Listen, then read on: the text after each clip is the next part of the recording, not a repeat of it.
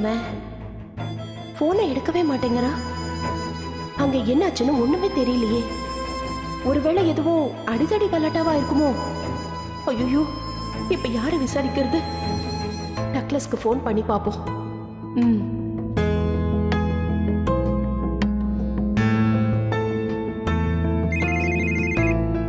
அம்மா சொல்லுங்கம்மா.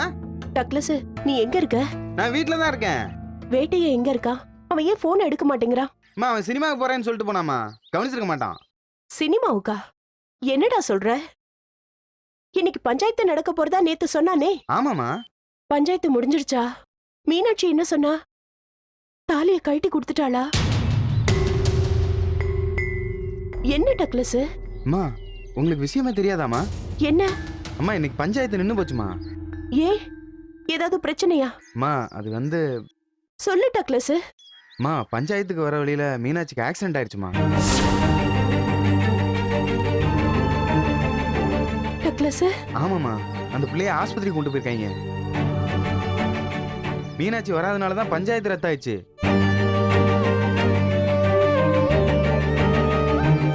ஆமா, இப்ப எப்படி இருக்கா மீனாட்சி? தலையில அடிபட்டிருக்கான், சுயநினைவு இல்லாம இருக்கான்னு ஊர்ல பேசிக்கிறாங்கம்மா.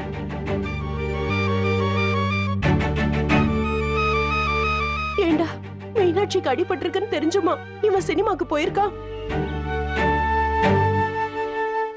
என்ன டக்ளஸ்? ஆமாமா. சரி, நான் அவன் கிட்டயே பேசிக்கிறேன். சரிம்மா.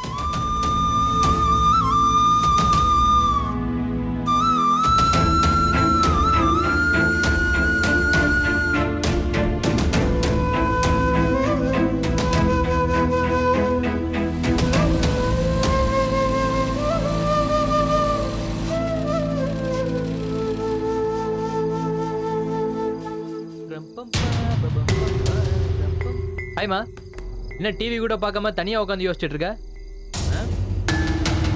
என்ன சமையல் இன்னைக்கு? வெண்டைக்காய் புளிக்குழம்பு, கோஸ் பொரியல், அமேசிங். சரி, நான் கை கழுவிட்டு வரேன், சாப்பாடு போட்டு வை.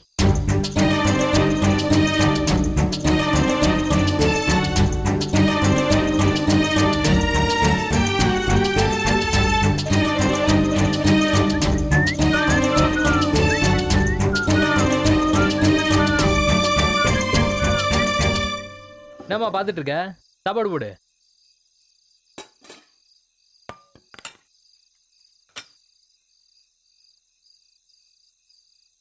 எங்க போயிட்டு வர?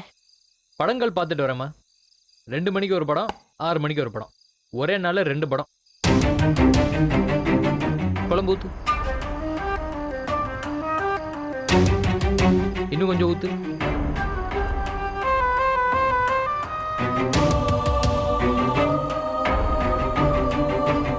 அதுவும் 6 மணிக்கு பார்த்தது ஒரு இங்கிலீஷ் படம். என்ன கிராபிக்ஸ்ன்ற, சும்மா கண்ணு முன்னாடி வேற ஒரு உலகத்தையே காட்டுறாங்க. உனக்கு கொஞ்சம் கூட மனசாட்சியே இல்லையாடா? ஏன் மனசாட்சி இல்லாம இப்ப என்ன பண்ணாங்க?